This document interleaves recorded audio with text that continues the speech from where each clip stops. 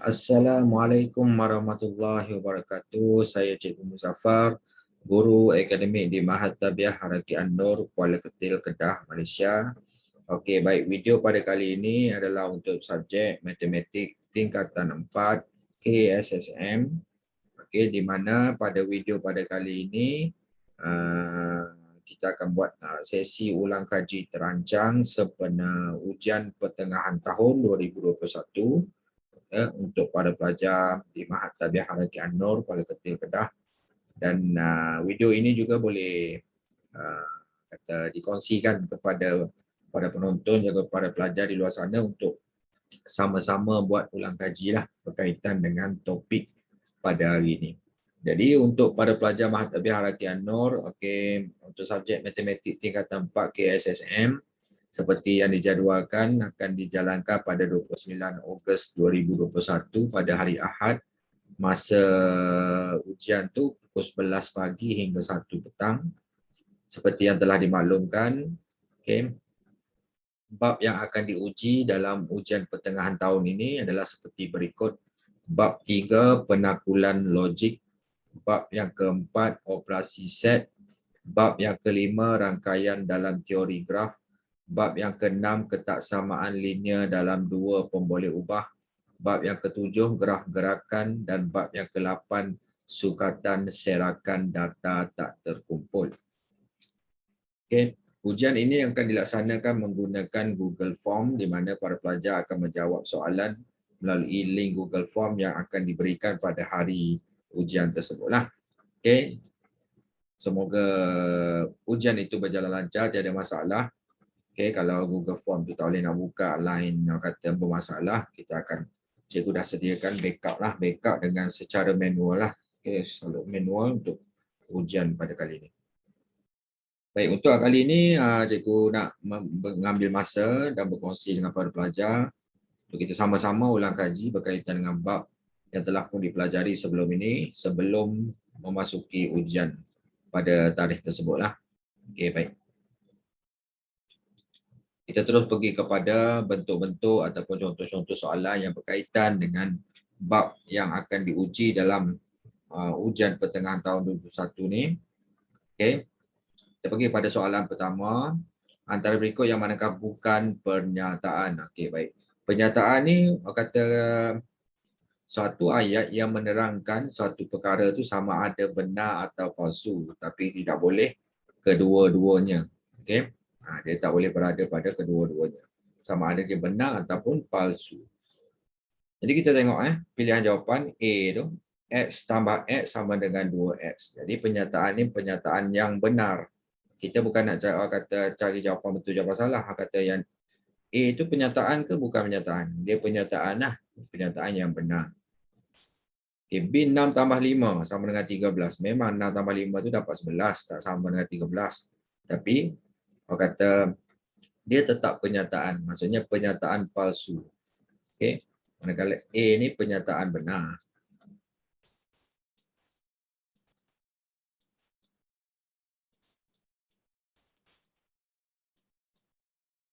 A tadi pernyataan benar.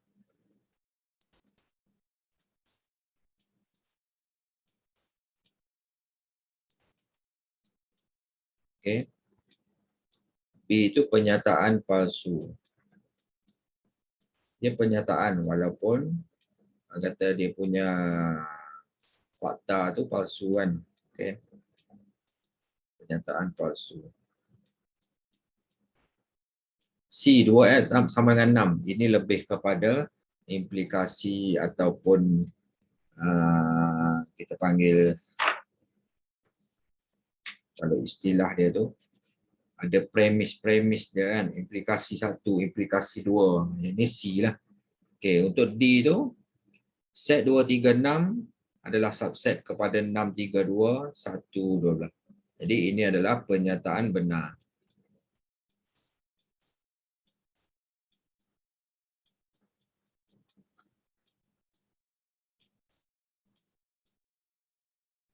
Jadi C itu dia lebih kepada implikasi 1, implikasi 2. Jadi C lah jawapan dia. Baik. Kita pergi kepada bab yang kedua, masih lagi berkaitan dengan bab yang ketiga, penakulan logik. Antara berikut yang manakah pernyataan palsu? Okey. 4 atau 8 ialah faktor bagi 20. Jadi ada perkataan atau dekat sini. Dia salah satu tu betul dah dikira benar lah. 4 adalah faktor bagi 20. 8 ialah faktor bagi 20. 8 tu bukan faktor bagi 20. Walaupun ada pernyataan yang benar satu atau satu tu palsu, pernyataan ni masih lagi pernyataan benar. Okey. Cikgu ringkaskan kat sini pernyataan benar. PB. B, semua nombor perdana mempunyai 2 faktor saja. Okey, betul. Dirinya sendiri dengan 1. Jadi ini pernyataan benar. C, 1 ialah faktor bagi semua integer. Betul. Pernyataan benar. D, sebilangan poligon mempunyai hasil tambah sudut peluaran 360 darjah. Bukan sebilangan, semua. Okey, jadi D. Okey. Selesai nombor 2. Nombor 3. Okey. Jika 4 ialah nombor ganjil, maka 4 tidak boleh dibahagi tepat dengan 2. Yang ini kita panggil implikasi yang kat sini. Ini implikasi. Soalan dia ditanya tentukan kontrapositif bagi implikasi di atas. Okey, pertama sekali selepas implikasi kita kena faham apa maksud akas. Akas ni kata kita ambil ayat belakang dulu sebelum ayat depan tu. Katakan kali ini kita buat P, ini sebagai P, belakang ni Q. Jadi untuk akas kita ambil Q dulu. Jika kita ambil ayat belakang ni, jika 4 tidak boleh dibahagi tepat dengan 2, maka 4 ialah nombor ganjil. Jadi yang jawapan A itu adalah akas. Okey. A itu akas. Selepas akas kita panggil songsangan. Okey, songsangan ni kita ambil yang merujuk kepada akas. Okey, tapi kita ambil yang belakang dulu. Okey, kita ambil yang belakang tapi kita terbalikkan maksudnya. Contoh kat sini kita ambil jika kita ambil belakang ni, jika 4 ialah nombor genap, maka 4 boleh dibahagi tepat dengan 2. Ataupun kata dia punya apa? Songsangan ni kita tengok balik implikasi, maksudnya kita terbalikkan maksud dia. Okay, kita ambil terus yang implikasi tadi. Jika 4 ialah nombor ganjil. Okey, kalau dekat songsangan dia buat jika 4 ialah nombor genap. Okey. Kalau implikasi ni dia kata maka 4 tidak boleh dibagi tepat dengan 2. Kalau songsangan maka 4 boleh dibahagi tepat dengan 2. Makanya C ni dia terbalik maksud kepada berlawanan maksud dengan implikasi. Jadi yang C ni adalah songsangan. Kalau kita tengok pilihan jawapan tu C tu songsangan.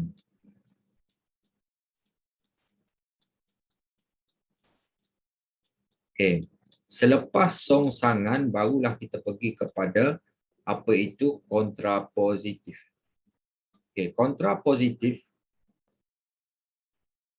dia susun terbalik ayat tu daripada songsangan. Kita ambil yang belakang dulu. Contoh kat sini macam songsangan yang ni kan. Jadi kita ambil ayat belakang dulu. Jika 4 boleh dibahagi tepat dengan 2, maka 4 ialah nombor genap. Maksudnya susunan ayat tu dia ambil yang belakang dulu baru depan. Jadi B ni adalah kontrapositif.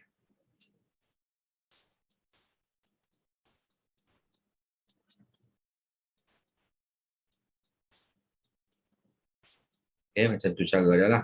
Kita nak bezakan setiap istilah yang ada dalam penakulan logik ni.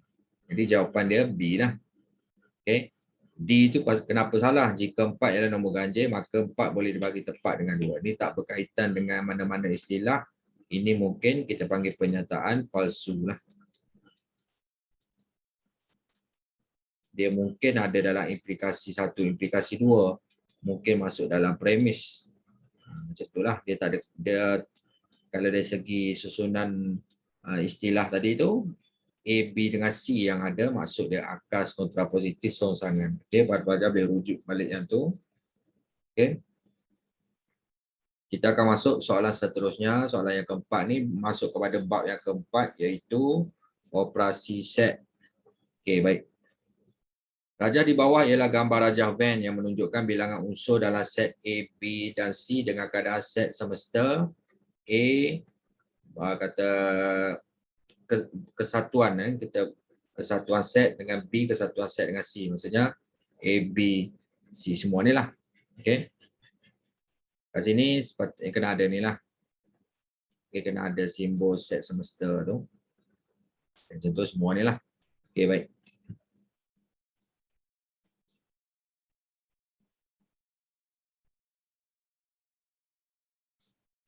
Cari N tu bilangan set B yang kata bersilang, okey, bersilang dengan C prime. Prime ini pelengkap. Pelengkap kepada set B yang bersilang dengan C. B bersilang dengan C dekat mana? Dekat 12. Jadi dia kata bilangan set yang kata pelengkap kepada yang 12 ni. Selain daripada 12 ni yang mana? Jadi kita dapat kat sini yang selain pada 12 ni 3, 8 dengan 5. Jadi 3 tambah 8 tambah 5 lah jawapannya. Okey, jawapan dia kat situ. 3 tambah 8, 11. 11 tambah 5, 16. Jadi kita dapat teruslah jawapan dia. Okey, itu sajalah, mudah sajalah. Okey, baik. Pergi pada soalan 5, masih lagi bab yang keempat, operasi set. Rajah di bawah ialah gambar rajah Venn yang menunjukkan bilangan unsur dalam set P, Q dan R dengan keadaan set semesta. Okey, ini set semesta lah. Okey. P, Q, R, okey, bergabung kat itu. Diberi bilangan set P itu, P ni, sama dengan bilangan set unsur R. Hitung nilai X. Okey, baik. Jadi bilangan yang P kita tambah semua yang P ni. Okey, kita tengok kat situ 18X. 18 tambah X tambah 6 tambah 5X. Okey, itu yang P punya. Sama dengan yang R yang ni kita ambil. 5X tambah 3 tambah 25.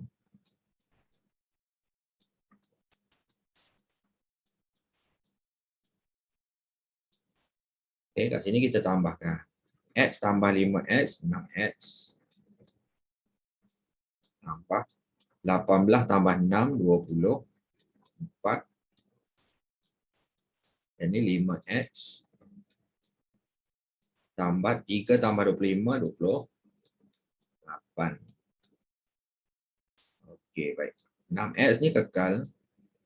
5X belah kanan, pindah belah kiri, jadi tolak 5X. 28 sebelah kanan tu kekal. 24 ni positif, 24 pindah belah kanan, jadi tolak 24. 6X tolak 5X, dapat X.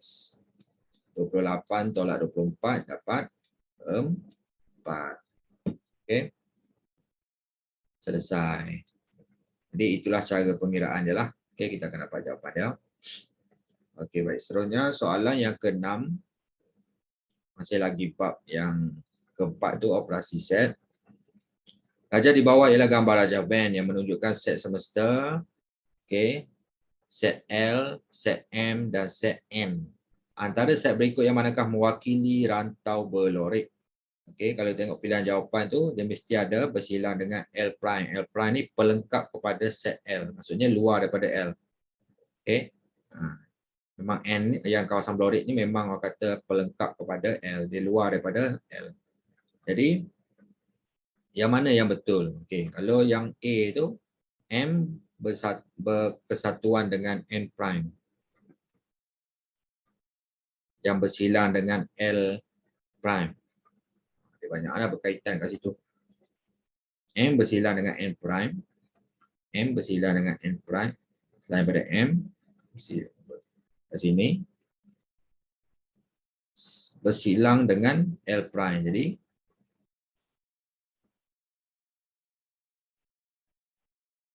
M bersilang dengan N. Bersilang dengan L. Okey, jadi A bukanlah, kalau ikutkan A ni yang luar. M bersilang dengan N prime. M prime kat luar ni selain daripada ni bersilang dengan M, lepas tu bersilang dengan L kat luar. Maksud tak ada lah kat itu. Okey, M bersilang dengan N, bersatuan dengan N, satuan dengan N, lepas tu bersilang dengan L kat luar. Okey. M bersatu dengan N. Lepas tu yang bersilang dengan L prime kat luar.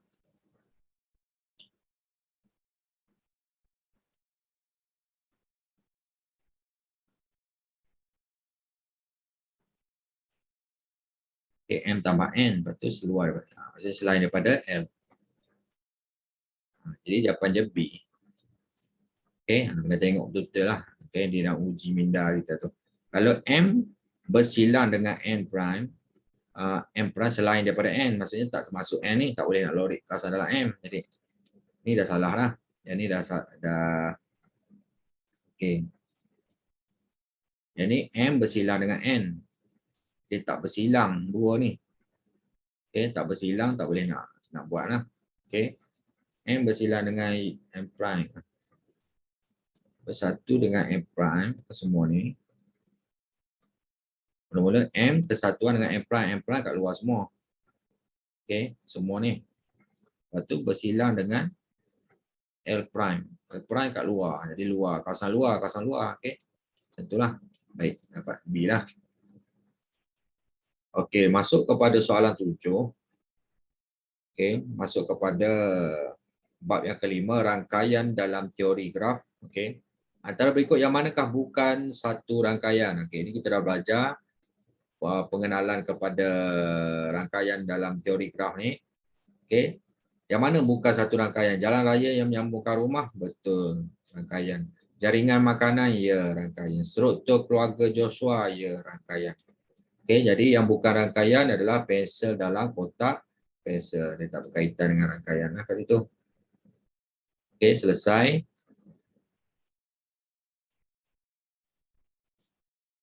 Baik, soalan yang ke-8. Jumlah darjah bagi satu graf ialah, ini konsep asas. Jadi jawapannya adalah C. Okey, darjah ni 2 kali bilangan tepi. Okey. Baik, kita kena faham istilah dia. P itu untuk vertex. Vertex ni bucu. Okey. E itu H. H ni tepi. Bahasa Inggeris lah. Jadi bahasa Melayu dia H tu tepi. Satu lagi istilah kita panggil darjah ataupun degree lah. Okay, degree ni darjah. Dan darjah ni adalah 2 kali ganda H, 2 kali ganda tepi. Okay. Itu konsep asas yang kita kena faham berkaitan dengan rangkaian dalam teori graf. Okay. Baik. Ini jawapan dia C. Kita pergi kepada soalan yang ke-9. Darjah di bawah menunjukkan satu graf. Okay. Rangkaian teori graf. Cari jumlah darjah. Okay. D dia cari. Sekarang ni kita cari E dia dulu. Ada berapa tepi dia? Okay. Ada 1. Ini 2. 3. 4. 5. 6. 7. 8. 9. Okay, ini gelung. Gelung bermula pada U kembali ke U. Ini pun kata 1 kita panggil tepi lah. 10. Okay, sekarang ni E dapat 10. Sekarang ni dia tanya darjah. Darjah sama dengan 2E. Ini konsep dia yang berkaitan tadi. Okay. Jadi D sama dengan 2 darab 10 lah. Jadi D tu berapa? 20. Ini dapat jawapan dia A. Okay, selesai soalan 9. Soalan 10 masih lagi bab yang kelima, rangkaian dalam teori graf.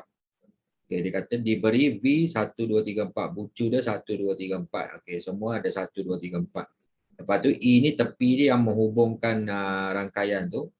1, 2. Okay, 1 hubung dengan 2. Okey, semua ada 1 hubung dengan 2. Okey. 1 hubung dengan 4. Okey, 1 dengan 4. Ni 1 dengan 4. Okey, ni 1. B ni tak hubung dengan 4. Jadi B dah salah. Okey. 1 hubung dengan 4. Jadi D pun salah. 2 hubung dengan 3. 2 hubung dengan 3. Okey, A dengan B 2 hubung dengan 3.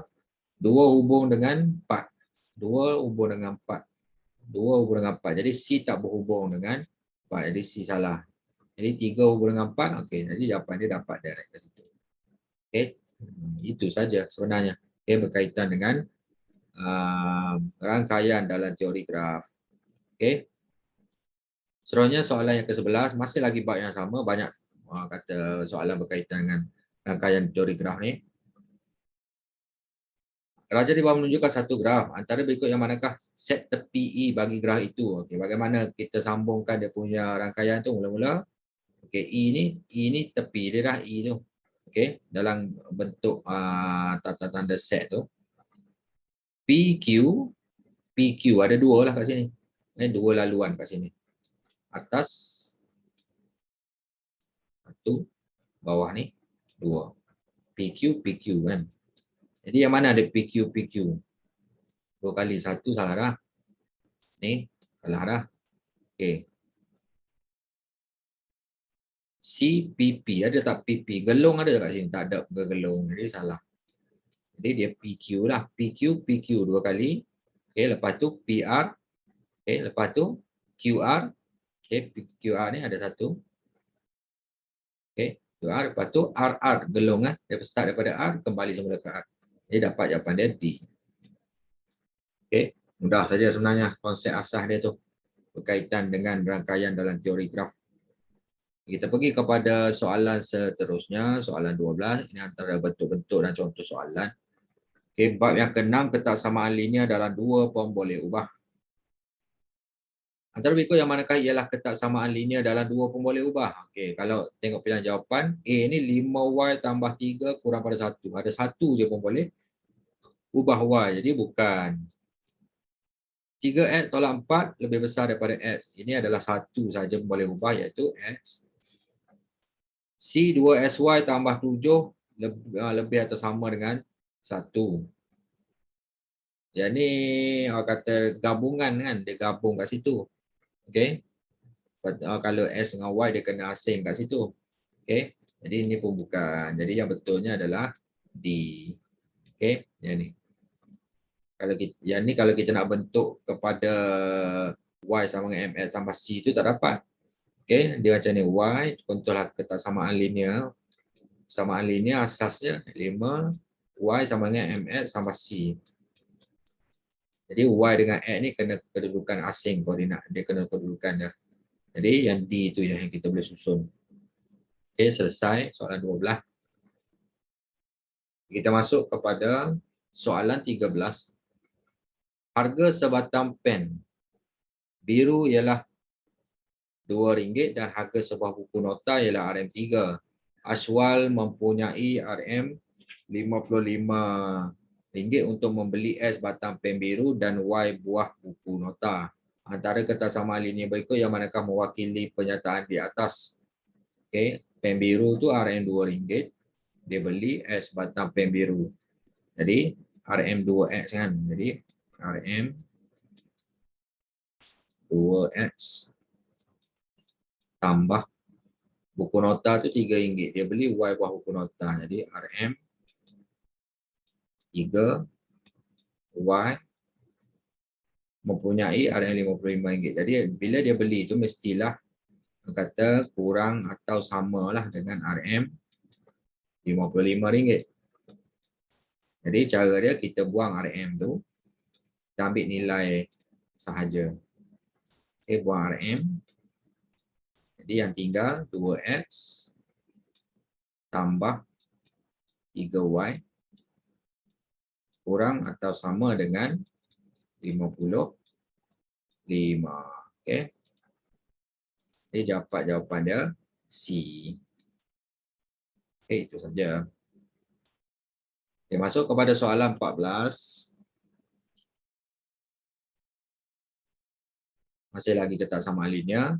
Dalam dua pun boleh ubah. Antara koordinat berikut yang manakah memuaskan ketaksamaan linear y lebih daripada 3x tambah 2. Jadi kita kena masukkan setiap nilai ni lah.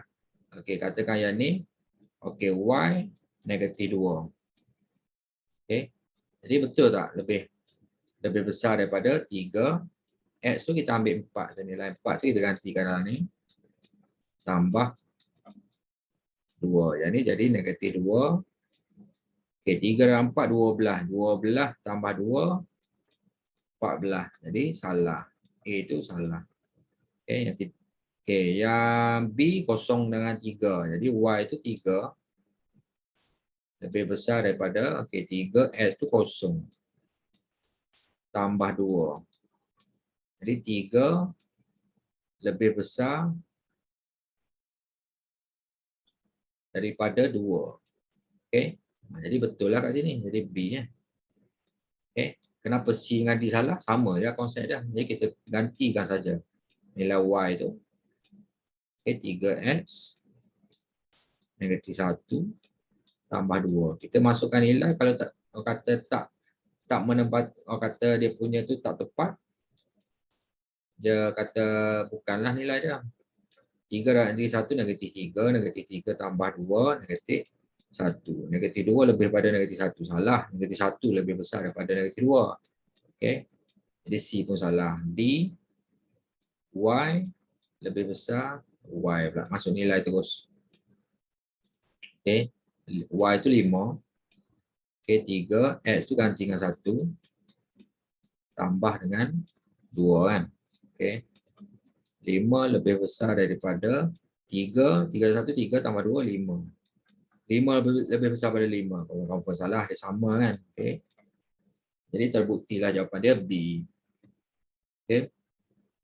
Selesai untuk soalan 14. Kita pergi kepada soalan 15. Okey, soalan 15 ni berkaitan dengan bab yang ke-7, graf gerakan. Raja di bawah menunjukkan graf laju masa bagi suatu zarah. Okey, laju dengan masa. Cari tempoh masa dalam saat zarah itu bergerak dengan laju seragam. Okey, nak tengok kat mana laju seragam? Dekat tempat yang mendatar ni. Okey, laju kan. Okey, laju dia sama je kat situ. Okey, 8 ms negatif 1. Okey, jawapan dia bukan 8. Okey, 8 ni adalah laju dia. Jadi dia tanya tempoh masa. Jadi kita kena tengok masa dia ni. Daripada 6 saat hingga 15 saat. Jadi tempoh masa dia tu, T dia tu. Okey. 15 saat tolak 6 saat. Okey. Jadi tempoh masa bergerak dengan laju seragam tu 15 tolak 6 dapat 9 saat. Okey, jadi jawapan dia B.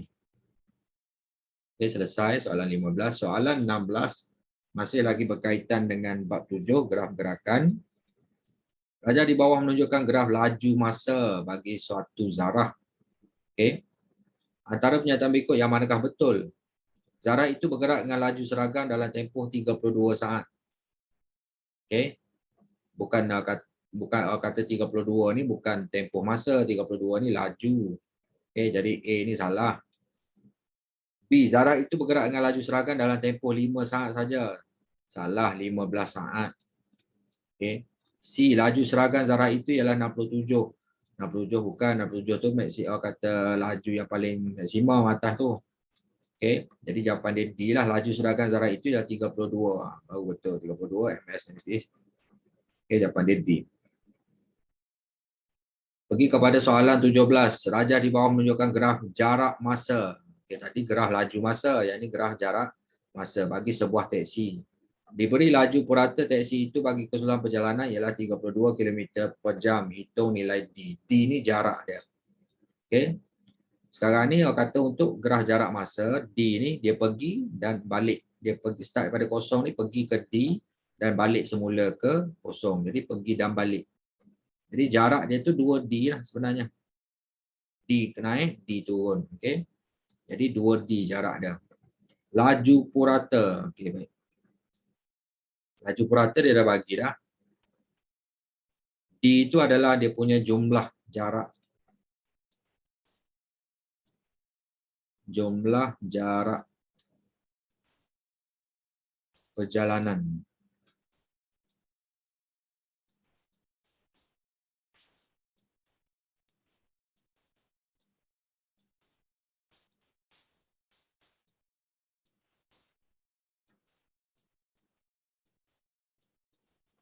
Sama dengan, okey, jumlah jarak perjalanan sama dengan 2D kita buat. Okey, pergi dan balik. Jadi kat sini, jumlah jarak perjalanan sama dengan laju purata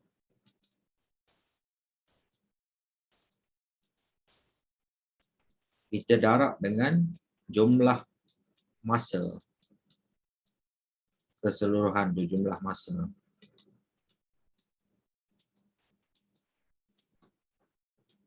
Jumlah masa perjalanan tu berapa? Laju purata kita dah bagi dah 32 kilometer per jam. J-1. Jumlah masa kat sini kita tengok kat sini. Daripada pukul 11 hingga 14.45, tempoh masa dia tu 24 jam. Okey.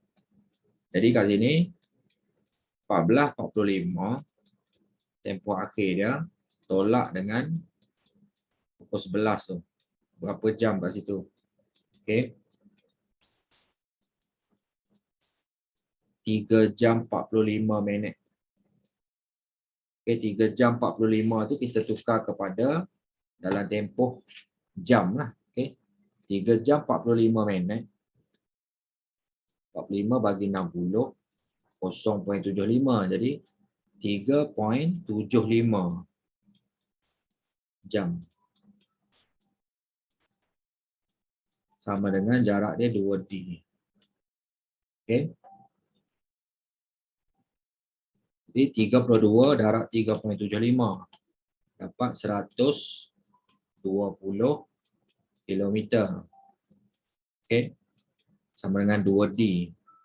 Jadi D tu berapa nilai dia? Okey. 120 bagi 2. Okey, 60 kilometer lah. Jadi jawapan dia B. Okey. Kita pergi dan balik. Okey, seterusnya kita masuk kepada soalan 18. Okey, masuk kepada bab yang ke-8, sukatan serakan data tak terkumpul. Okey, plot titik di bawah menunjukkan jisim 20 orang murid di sebuah kelas. Okey, plot titik . Nyatakan beza antara jisim terbesar dengan jisim terkecil. Okey, jisim terbesar berapa? 56. Jisim terkecil kat sini 48. Jadi beza jisim tu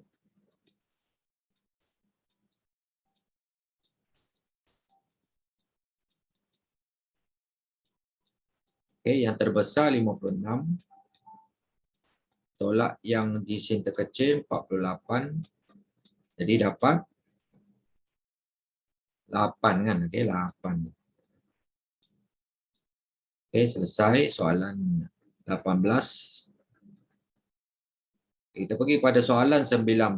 Okey, plot batang dan daun di bawah menunjukkan umur guru di sebuah sekolah. Okey, cara baca dia kat sini contoh kan. Kekunci dia 23, masuk 23 tahun. Kalau yang lain tu 24 tahun, 25, 26, 31 hingga 39, 40 hingga 48, 52 hingga 56. Soalan dia, cari julat umur yang paling kerap muncul. Jadi yang paling banyak kita tengok. Yang paling banyak antara 40 hingga 48. Dapat terus jawapan dekat situ. Okey, itu saja. Baik. Soalan yang ke-20, soalan terakhirlah untuk sesi ulang kaji terancang kali ini. Variance.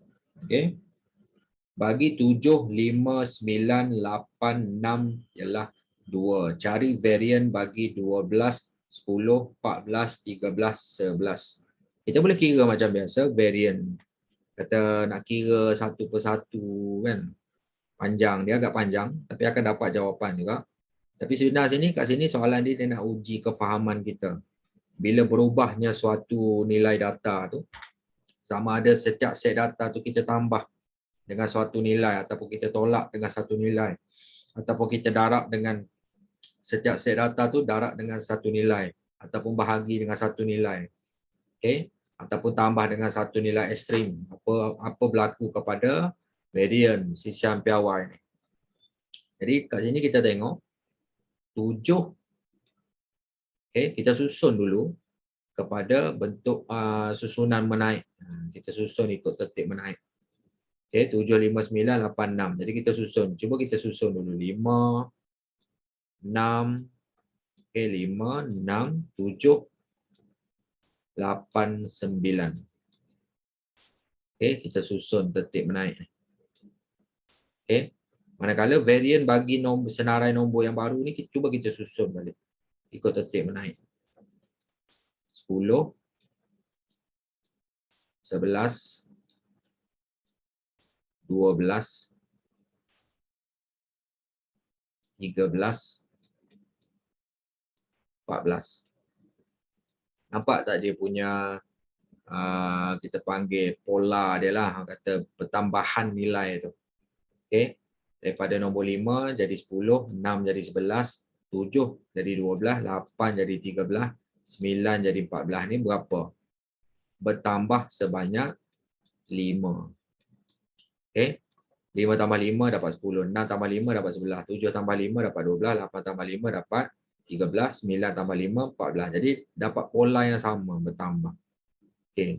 Sekarang ni untuk yang konsep sisihan piawai ataupun varian, okey, ada dua perkara ni, varian dan sisihan piawai. Jika kita tambah setiap set data tu dengan suatu nilai, maksudnya kita tambah dengan 5, varian dan sisihan piawai tidak berubah. Macam tu. Okey, varian dan sisihan piawai tidak berubah. Okey, kalau yang kata yang berubahnya cuma kata dia punya mean akan berubah. Okey, mean akan berubah. Okey, sisihan piawai, varian di sisihan piawai tak berubah. Jadi kekal sama. Jadi kalau varian untuk yang kata senarai 5, 6, 7, 8, 9 ni 2, maka senarai baru ni yang kita susun ikut tertib naik ni 10, 11, 12, 13, 14 ni pun akan dapat varian yang sama. Jadi konsep dia variance tidak berubah. Ini konsep yang kita kena faham. Tidak berubah jika setiap set data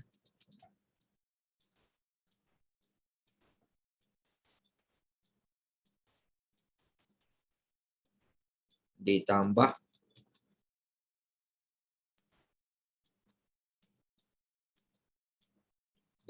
dengan 5. Okey, sisihan piawai, varian dan sisihan piawai tidak berubah. Jadi samalah jawapan dia B. Ini konsep saja. Okey, baik. Nak kira pun boleh, tapi akan dapat samalah. Bukti dia kita kira dapat sama. Baik.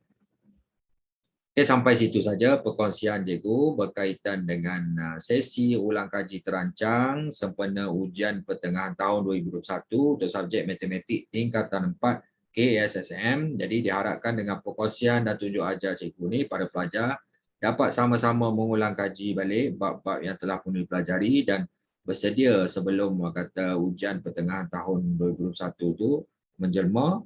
Dan diharapkan kata para pelajar lebih tahu, lebih faham, lebih mahir dan menguasai bab-bab yang telah pun dipelajari sebelum ini. Okey, itu saja daripada cikgu. Assalamualaikum warahmatullahi wabarakatuh. Terima kasih. Jumpa lagi.